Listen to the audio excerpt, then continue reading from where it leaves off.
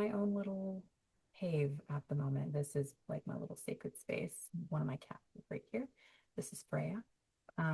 Lilith might join us at some point. But anyways, I've had a lot of experiences in the last few years of my life where I've just been so drained. I've just been, me myself have been choosing to put myself in situations where I'm constantly giving, um, and not taking care of myself. And I love to help people. I love to support people as best as I can. But on that journey, I really did abandon myself quite a bit. Um, and that was really hard. And I'm just in a phase right now where I'm just focusing on me. And what that looks like right now is I have quit jobs in the last few years, just all of my jobs. They just weren't in alignment with me. I've learned a lot of lessons from each of them. I'm a massage therapist in Ottawa, in Canada. And I love that job. It is an incredible job. It, was kind of the base ground, sorry, the base of starting all of this. It just kind of propelled me, sorry guys, propelled me into my spiritual path without me really realizing it. Um, I went through a whole lot of other stuff that kind of led me here as well, but the massage therapy piece really helped me understand the human body on a physical level. And, jumping into the spiritual side of things helped me understand the other side of our body, our energy body, and how we're connected. So yeah, that's kind of how I got into my practice. Massage therapy evolved for me over the years, where my focus with massage therapy is actually in craniosacral therapy and visceral manipulation. So I actually like to work with the fascial tissue and releasing trauma in the body that sits deeper within the body. Um, Traditional massage just wasn't my thing, even though it is beautiful and it is needed. Just wasn't really for me. But yeah, so I've tried to work at many different places and it just wasn't in alignment for me. And so I'm on my own. I'm working from home. um, and so far I love it. It's such an interesting place to be because I'm not, I'm not working a 9 to 5.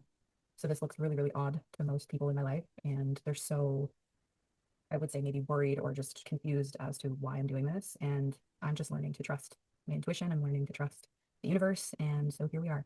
Um, so I'm starting off. My YouTube channel is going to be filled with a bunch of different things. And today I just thought I would jump on and do a reading for everybody.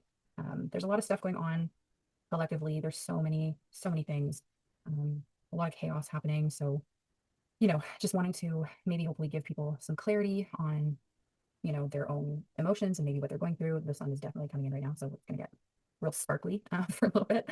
But yeah, so let's dive in. I did pull a few cards already, and I might pull some more to kind of see a little bit more, get a little bit more information. But I'm also using the Midnight Magic card deck. Mushrooms, super cool. I've never done mushrooms before, but they're beautiful and they sound cool, and I'm open to things. So yeah, we might read from the book at times as well, just because it will describe the kind of mushroom that comes up. So sometimes it's kind of interesting to read on them. But to start, we have 4 cards that came out. So we have the Tower. I'll just kind of show these as best as I can because again, the sun is she's sunny. We've got the Ace of Cups, really funky pictures. Um, we have the Two of Cups. If you can see that, the sun is like crazy right now. And then we have the sun, ironically. Yeah, so we have the sun card. Yeah, so these mushrooms are pretty cool. So the tower mushroom is a yellow netted stinkhorn. And yeah, that's pretty cool. And then we have the Ace of Cups is the fluted bird's nest fungus. Never heard of these in my life, but they're cool. Two of Cups is the indigo milk cap. And then the sun card, we have golden oyster mushroom. So I mean, if you're into mushrooms and any of these have been coming up for you, maybe that's something for you to look at. But yeah, anyways, so the Tower card, if you're new to tarot, Tower card can mean so many different things. I think a lot of people, they can fear tarot. They don't really fully understand what these things could mean. The Tower card, some people think that like their whole life is going to fall apart. And, sometimes that does happen. But not always in the way that you think, right? Like if there's things that we need to walk away from, things that need to collapse, things that do need to fall apart, um, this card is going to show itself to us, right? I've had this card many times in my life before big events would happen. And again, leaving my jobs. And those situations, there was more to it and they were not the best situations. So yeah, there's a lot of shifting that has happened over the years, and there's a lot of shifting happening right now in the collective. So if you are feeling like something is about to happen, this is just your confirmation, or if maybe something has already happened for some of you. Um, this is just a little bit of confirmation to also just stay grounded, okay?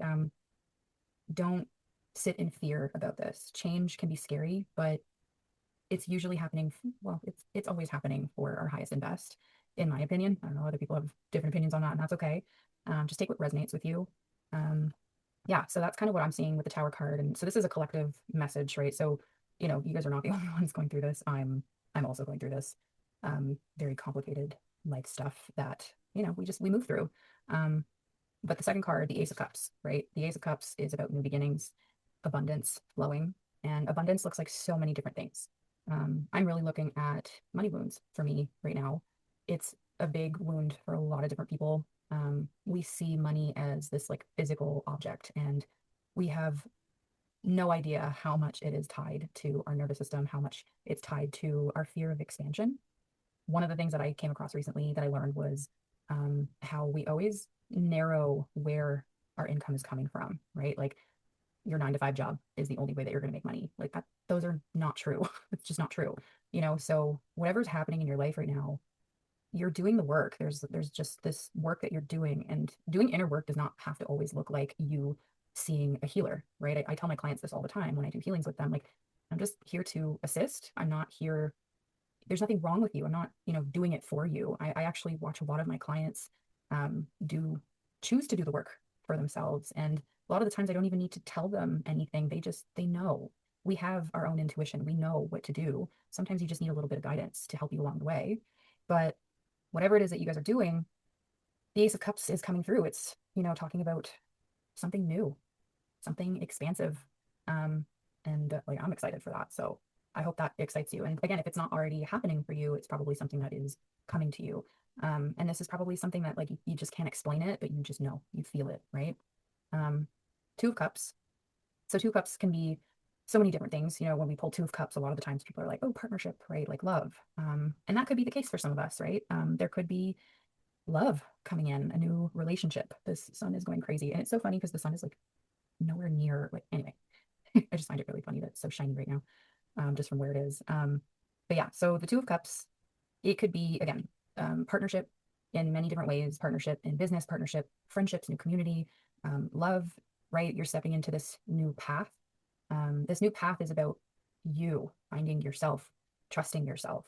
And when we look at that, when we do that, we start to come into alignment, right? And we again open ourselves up to possibilities and abundance and new connections. So the Two of Cups is bringing in new connections for you, maybe for all of us, right?